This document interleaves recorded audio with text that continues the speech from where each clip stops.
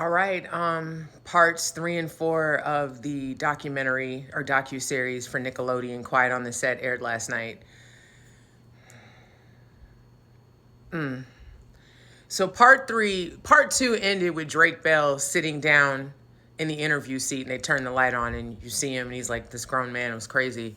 So part 3 goes right into his story.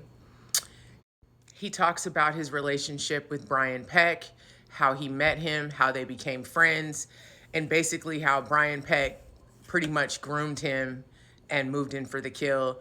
He said it started off with, Drake Bell was really into, he's a cinephile. He likes Hollywood, he likes old Hollywood, he likes stories. Brian Peck, the same thing. So of course he used that as a way in with Drake. He said they had a lot of the similar interests. He used to hang out at his house a lot. Like it was normal. And, Drake Bell's 15.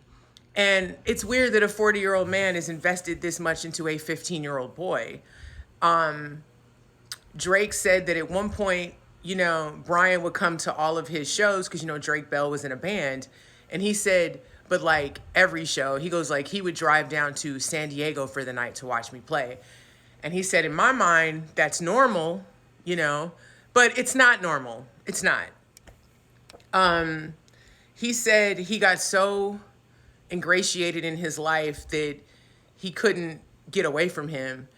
They interviewed Drake Bell's dad. Shout out to his father. His father is a real man. His dad was his manager. His father saw the closeness between Brian and Drake and raised a couple eyebrows and said some shit about it. Brian Peck being the masterful, I'll give it, masterful pedophile. He knew exactly what he was doing. And it's scary that he was that arrogant that he thought he could he was hiding in plain sight. But you could tell this dude had mastered his craft so well that he was like, untouchable. I can do whatever I want type of energy. Brian Peck ends up getting into Drake's ear about basically firing his dad. Your dad is holding you back, blah, blah, blah, trying to move in so he can be his manager. Eventually it worked. He got into Drake's mother's ear and they removed, actually the dad, it was really sad as he was talking. He knew what was going on. He ended up bowing out gracefully, but he did tell Drake's mother, they're divorced, but he did tell Drake's mother, watch Brian Peck. Don't ever leave him alone with Drake. Which to me would have been a red flag if I was the mom. I'd have been like, well, why would my ex-husband say that about this man that's the dialogue coach for my son? Like that would raise questions with me. So Drake said this all happened before Drake and Josh, by the way. Isn't that crazy? Crazy. So Drake Bell said Drake and Josh is in, and Brian Peck wants him to convince he wanted Drake Bell to convince Dan Schneider, this is Brian Peck, to make Brian Peck the father on Drake and Josh. And Drake was like that's not gonna happen. And I left out the most interesting part. So Drake tells the story of the first time Brian touched him. He was over at Brian Peck's house hanging out, very normal. He said he fell asleep and he woke up and he was giving him fellatio.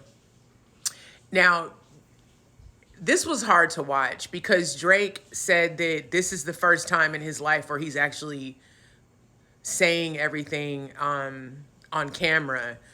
For the court case, he had to go into detail about what happened.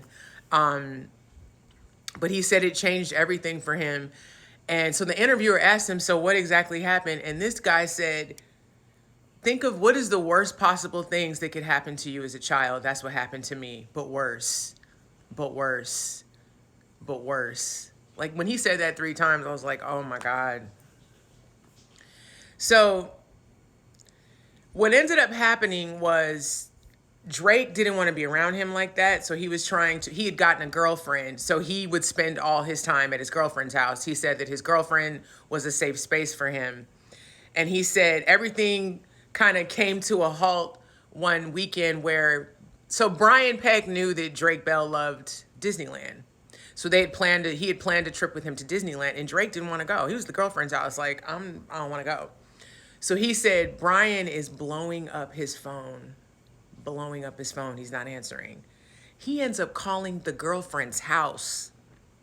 The girlfriend's mother is looking like, what is going on? So she pulls Drake into the next room and she goes, why is a 40-year-old man contacting you like the way that he is? What's going on?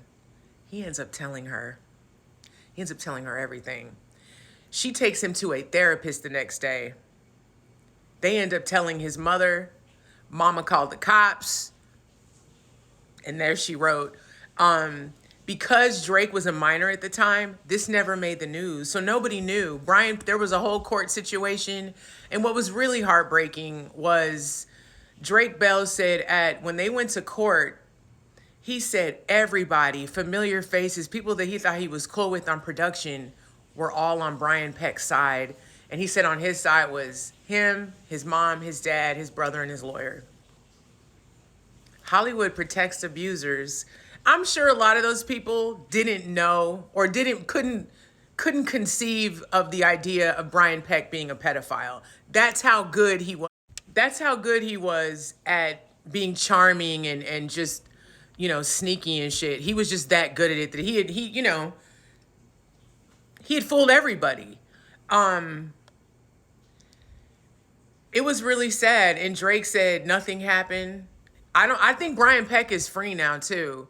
Part 4 went more into the Brian Peck, Drake Bell court situation. And they briefly went over Drake's legal troubles, the DUIs, when he was caught having inappropriate conversations with that girl, a young girl. Apparently he didn't touch her, but still. But my thing is, that's therapy you need to work out with yourself. You need to work that out because clearly you're not over the trauma of what happened. And I don't think anybody that gets molested or raped would ever get over that. How could you? That's horrible. But you just have to find ways to cope with it in a healthy way. This was really hard to watch. I teared up at one point when he was just telling his story, just trying to be a normal teenager, and this fucking creepy ass dude just, ugh. It's sad. I really hope that something comes of this. I hope more things get uncovered with how children are treated in the industry. One thing I will say that was interesting, Drake Bell said Dan Schneider never wrote a character witness statement for Brian Peck. He didn't speak up for Brian Peck at all. And he was one of the only people that actually supported Drake from the show. Catch that tea. Anyway, Quiet on the Set was amazing. I hope it opens doors to other situations within the Hollywood industry as far as children are concerned. And I hope that more that can be done. Let's catch all these motherfuckers. Let's get all of them.